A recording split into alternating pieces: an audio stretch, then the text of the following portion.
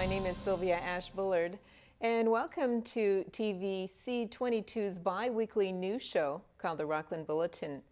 The best time to plant trees is in the spring, between April and June, and Ontario is partnering with families, community organizations, and businesses across the province to reach its goal of planting 6 million trees this year to promote cleaner air and help fight climate change. Ontario's Green Leaf Challenge, launched March 29th, calls on the public to get involved in making the province a greener, cleaner place to live. The initiative is supported by Forests Ontario and the province and honors Ontario's 150th anniversary. Each year, Ontario plants approximately 3 million trees under its 50 million tree program, and the government is now challenging the public to match its target in 2017. Individuals, organizations, and businesses can participate by planting a tree, participating in a community tree planting event, or making a donation to have a tree planted on their behalf, and can track their progress at greenleafchallenge.ca. The website allows people to register their trees on an interactive map and access resources, support, and events in their communities. The reason for planting the trees is an effort to improve air quality across the province to remove approximately 6.6 million tons of carbon dioxide from the atmosphere by 2050, the equivalent of taking 1.1 million cars off the road for an entire year. Spring cleanup is on. The Clarence Rockland Environmental Society, alongside the City of Clarence Rockland, is organizing their annual spring cleanup for Saturday, April 29th at 9 in the morning, rain or shine. Meet with others at City Hall and get a garbage bag. Help clean up the community alongside others. Make sure to wear gloves and appropriate footwear. Pick an area of your community and clean up. Effective immediately, there's not going to be a yard waste curbside pickup like last year in Clarence Rockland. The City Council has voted to keep the station open longer so that residents can get rid of yard waste. That would be leaf and yard waste limited to grass and hedge clippings. Garden refuse, leaves, and branches will be accepted. The maximum length accepted for branches is 4 feet with a 4-inch diameter. Non-accepted waste, domestic waste, tree stumps, stones, gravel, sand, construction materials, and plastic bags.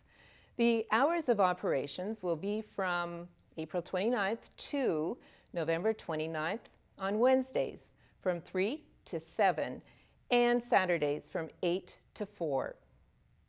The Rural Business Summit was held on March 22nd and 23rd, when several business owners met with people in the community to discuss partnerships, economic realities, and develop the means to help area businesses.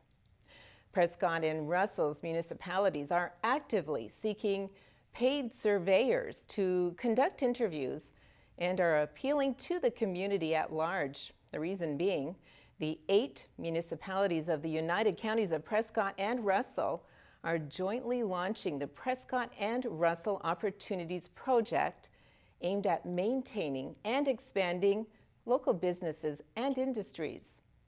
As part of the Opportunities Project, carefully recruited and appropriately trained surveyors will meet more than 500 entrepreneurs, randomly selected from the commercial, industrial, agricultural, and tourism economic sectors.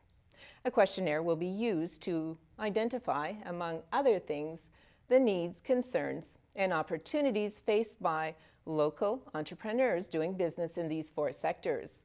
A working group of community leaders and experts will review the results and present an accurate portrait of the local and regional business climate.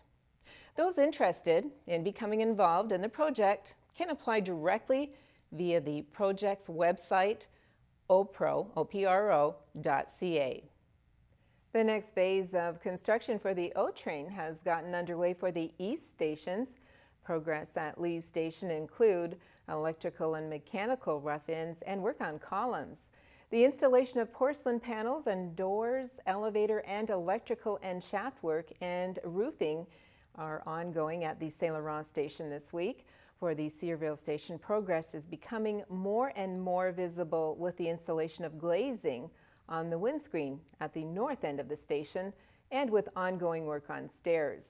Installation of porcelain and composite panels, work on the soffit at the west side of the station, and the installation of the ceiling at the platform level also is taking place. Construction advances at the Blair station as well, and that includes glazing activities at the skylight and pedestrian overpass areas, in addition to work on the windscreen, elevators, and shaft. Porcelain panel and tile installation are also ongoing. And now, Andrea Delorme with Business Talk.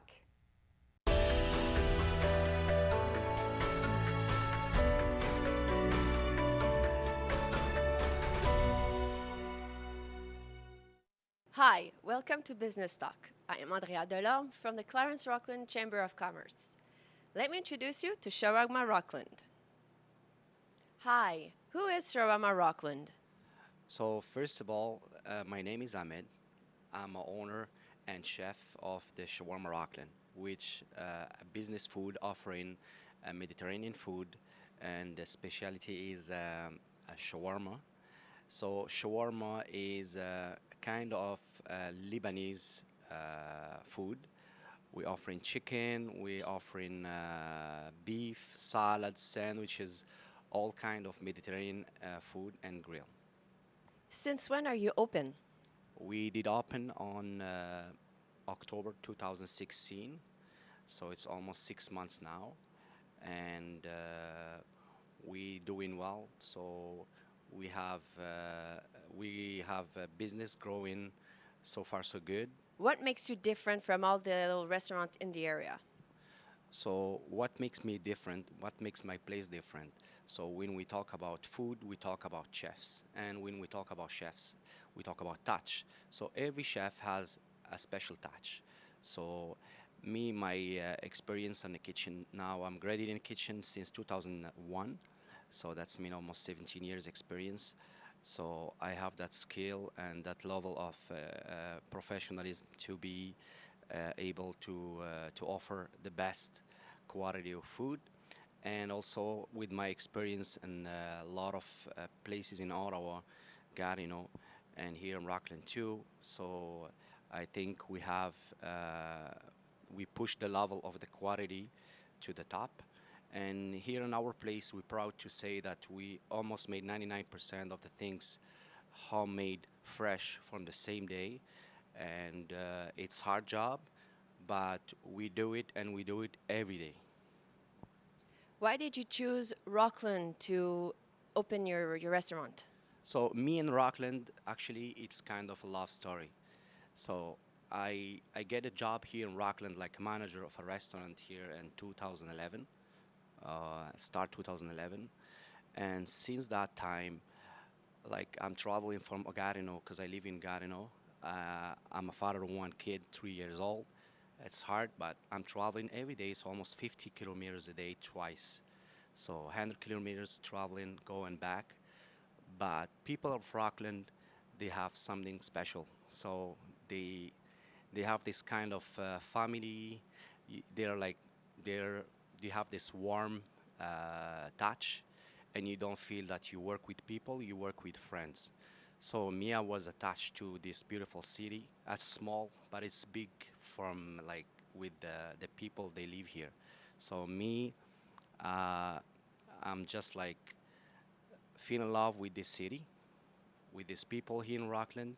So I feel like home. This is my second hometown, and I decide why not to open my own business. I'm co-owner now, but still I feel like I have my business because I'm the manager, I'm a chef, and also I have a second chef, Driss. I have to, he's not here now, but I have to say thank you for him. He supported me a lot, and he's my second chef. And we do like a job every single day, as much like we push this like the level of the quality every day. In a few words, Ahmed, can you talk to me about your menu? So our menu, it's a variety of a lot of choices. So we have from the wings goes to the sandwiches, shawarma, and we have also a beautiful salads, low carb salads, especially for people looking for low carb food.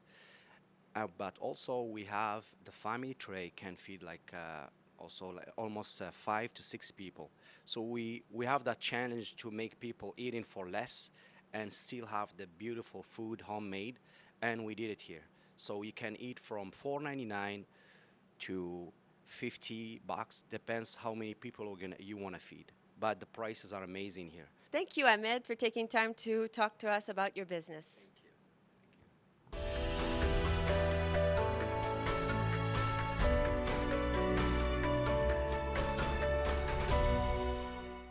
March was Meals on Wheels month. Last year alone, the Clarence Rockland Meals on Wheels service delivered more than 2,500 lunches. To highlight the occasion, volunteers visited Town Hall on March 20th to deliver a lunch to Mayor Guy Desjardins. The general minimum wage will be increased for the fourth consecutive year, which will bring the wage up to $11.60 this fall. It will come into effect on October 1st and continues the government's efforts to ensure more workers and their families are able to benefit from the province's growing economy. As a result, full-time minimum wage earners in Ontario are now taking home $2,782 more per year than they did just 4 years ago. The increase builds on progress Ontario is already making to boost income for workers, including updating its fair wage policy to ensure government contract workers continue to receive fair wages and benefits, reviewing pay equity legislation to help close the gender wage gap, and moving forward with a basic income pilot, which will provide a minimum income level to help people meet their needs. The government is also implementing free tuition for more than 210,000 students and increasing supports for apprentices. Rockland Public School is marking 150 years of Confederation through 150 acts of kindness. Students and staff at the elementary school have been giving back to various communities in big and small ways. So far, they've raised money for a clean water initiative in Kenya, sung Christmas carols at a local retirement home, made Christmas cards for the Canadian Armed Forces, and donated food, toiletries, and clothes to homeless youth. The 150 Acts of Kindness is one of 85 projects happening across the Upper Canada District School Board. Ontario has strengthened its successful model for collective bargaining in the education sector by making it more flexible, transparent, and consistent. The province has passed amendments to the School Board's Collective Bargaining Act. Changes to the legislation include allowing collective agreements to be extended, giving students and parents more notice of labor disruptions, ensuring all education workers' unions participate in central bargaining. Health Canada has issued a recent warning about a skin cream for babies and children it says could pose serious health risks. The agency says Pure Care Herbal Cream, which is promoted as a natural treatment for eczema and psoriasis in children, contains a prescription steroid and another ingredient not declared on the label. Health Canada says these ingredients may cause skin irritation, dehydration, or increased blood pressure. Pure Care Herbal Cream was sold online at purecareskin.com and through an in-person distribution network. A new report that looks at smoking and other health issues in Canada shows Ontario has the fourth lowest rate of tobacco use of all the provinces. The Statistics Canada survey found a smoking rate of 17.5% in Ontario, close to the rate of 17.7% countrywide. BC had the lowest rate at just under 14%, followed by PEI and New Brunswick, which was just slightly lower than Ontario at 17.4%. The survey counted people aged 12 and older who smoked either daily or occasionally in 2015. We'll be right back after the break. Welcome back. The Canadian Institute for Health Information says 3/4 of patients received a hip or knee replacement, cataract surgery, hip fracture repair, or cancer radiation therapy within the recommended wait times last year. Its latest report looks at patient wait times for 5 priority medical procedures in 2016 and compares them to data from the previous 4 years. The Institute found that 97% of cancer patients received radiation therapy within the 28-day benchmark in 2016. Overall, it found wait times improved or held steady, although it says there are some variations across the province. And now it's time for Stephanie and Dr. Paul with Health and Wellness. Hi, and welcome to this new segment called My Health and My Wellness. My name is Stephanie, and I'm here at the Eastern Ontario Health Unit, where I will be talking with Dr. Paul about issues that concern you, the populations. So follow me to help us understand more issues concerning health and wellness. So thank you very much, Dr. Paul, for having us. Today we're going to be talking about the electronic cigarettes or vapes or all of those. So what is electronic cigarette and is it good for you? Okay. Well, electronic cigarette essentially is a little device that looks like a cigarette and has a little battery in it that heats up whatever's in there and it causes a vaporization and you inhale it in. That's what it is. So and it's a liquid, a little liquid that's in there. Now, theoretically, what the whole theory is that you can put a bit of nicotine in there or whatever else you put in there, and you will be smoking it yourself and not having any secondhand smoke, which is true. Because one of the comparators that we have is that when you're smoking a typical cigarette, the secondhand smoke can be probably more dangerous to the others than it would be to you, as a smoker. So from a point of view of secondhand smoke emissions, you probably don't get any or very minimal ones.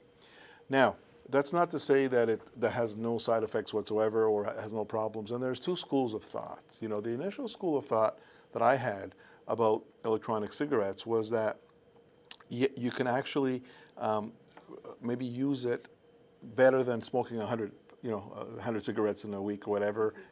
You probably get less nicotine and you're probably getting less of that other smoke. Don't forget, when you're smoking tobacco smoke, you're probably inhaling 700 to 1,000 chemicals, a lot of which cause cancer, So I think from that point of view, the balance is there.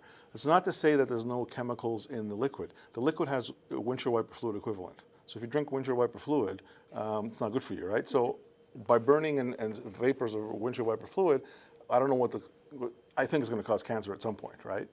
The other thing that we've been seeing, believe it or not, is in the United States, an increase of emergency room visits of kids actually breaking into their parents' e-cigarettes and drinking the liquid. And we've been seeing literally thousands of cases. So this is another thing. Don't leave them lying around because the kids can get them. So those are the sort of what we're seeing. Ask about benefits of it. What are the benefits? Well, there are theoretical benefits. Less toxins to yourself and to the surroundings. Perhaps can be used, and some people are saying that it could be used as a smoking cessation device. We give nicotine replacement therapy. So we give gums, Nicorettes, patches, and all these things as a smoking cessation as part of our programs at the health unit. And so this may be looked at as a smoking cessation device, which probably is true. The other people who are opposing it are saying that, well, you know what? You're still smoking, and the cigarette companies who are buying this, now a lot of the tobacco companies that are buying e-cigarette companies, are using it as a form of hooking people onto nicotine and then getting them onto smoke. So it's like they're normalizing smoking something. Because what's been happening is for many years, the tobacco industry has been normalizing cigarettes. What that means is that they were putting them into movies, even in the old days they were showing, commercials with doctors smoking in front of their patients, and it's a normalization of it. So what we're trying to denormalize it, so kids don't think it's normal for an actor, there's very famous movies that have had, people smoking, the Marlboro Man and all these things. So we want to denormalize it, and this goes against that process where it's kind of saying, oh yeah, it's okay to smoke something. So people are thinking that this may be a gateway or an opening into the actual child or individual, saying, I like the nicotine, because the nicotine is addictive. You're still smoking nicotine. Now, you can put other stuff in it as well, non-nicotine stuff or whatever. But if you put nicotine in there, it is addictive. You'll become addicted to it. If it's used as a smoking cessation device, and you're great. But if you're giving it to small kids or younger kids, then it's a gateway to smoking. And this is what people want. Well, this is what the cigarette companies want. And it's no secret that the big tobacco companies are buying e-cigarette companies. And it's becoming a billion-dollar industry right now. And they're selling it as a smoking cessation thing. Yes, I think there are smoking cessation, strict, if you use it in a defined, strict way, there are smoking cessation benefits from it, but potentially there are societal benefits to it as well. So in Ontario, effective now, we cannot sell e-cigarettes to minors anywhere. And very soon the law is going to come in where e-cigarettes are going to be prohibited wherever regular cigarettes are smoked. It's going to happen probably within the next year or two. And that's what, so there are two sides to the coin. The societal concern is that it could actually promote cigarettes and be a gateway. And one final thing is that there have been several fires that have started from little batteries in people's pockets. So that's another issue where if you can go on YouTube, you can actually see the thing on fire. So, there are some dangers to it. But overall, like I said, there are two sides to the coin, but from a societal point of view, I think it's a bad lesson for kids. The province has appointed its first chief digital officer to streamline online government services and make them more efficient for people and businesses. Hilary Hartley is to take on the role in April. The government says Hartley will set and execute Ontario's digital government agenda. The government says the program will put people first and make services simpler, faster, and better for users, whether they're renewing a driver's license, applying for student aid, or finding health services. Canadian film will be center stage as part of the Canada 150 celebrations this year. And on April 19th, you can take part in celebrating Canadian cinematic storytelling through National Canadian Film Day 150, with more than 1,700 screenings and counting taking place across the country and around the world, as well as access to films on multiple Canadian broadcast stations and online platforms on April 19th. It will be the world's largest film festival ever and the most accessible film festival our country has seen. In Ottawa alone, there will be 33 screenings, along with broadcasting and streaming opportunities on April 19th.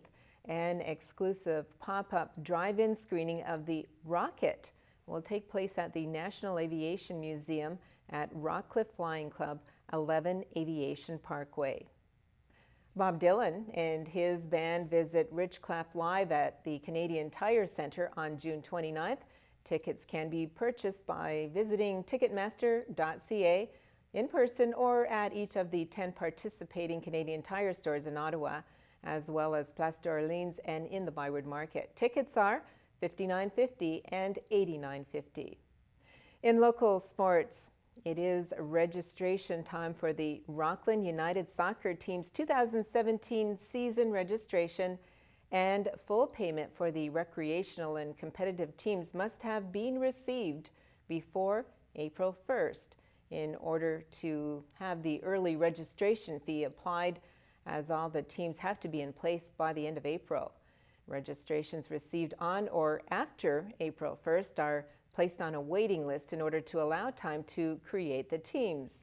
By May 15th, those on the waiting list will be placed on teams requiring additional players. A $35 non-volunteer fee per family must be paid at registration, regardless if you choose to volunteer or not. For further information, you may contact the soccer club by telephone or by email. Ontario is providing more people with affordable access to legal services by increasing the financial eligibility threshold for legal aid by another 6%. Effective April 1st, about 140,000 more people will be eligible to receive the legal services they need, regardless of their ability to pay. This has been made possible by the province's investments to increase access to legal aid services for low-income and vulnerable people province-wide. This is part of Ontario's 2014 commitment to expand access to legal aid services to an additional 1 million Ontarians in 10 years. With more than 500,000 additional people who will be eligible for legal aid, Ontario is now more than halfway to this goal. Improving access to justice is part of the government's plan to keep communities safe and help people in their everyday lives. More in local news. This year, Clarence Creek is hosting the first annual Country Jamboree. For this event, more than 20 artists will be performing on stage at the Clarence Creek Arena. This festival will be bilingual, hosting local Canadian and international country artists.